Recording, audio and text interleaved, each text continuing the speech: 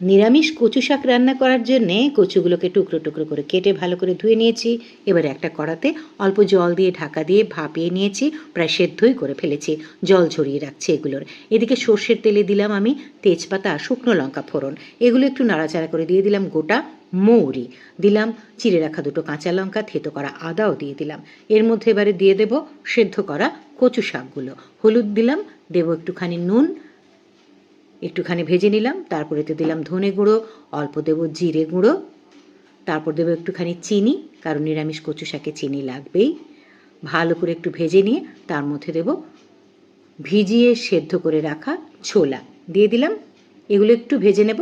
তারপর দিয়ে দেবো টাটকা নারকোল কোড়া, দেবো 1 চামচ ঘি, দেবো একটুখানি গরম মশলার গুঁড়ো। ব্যাস হয়ে গেল।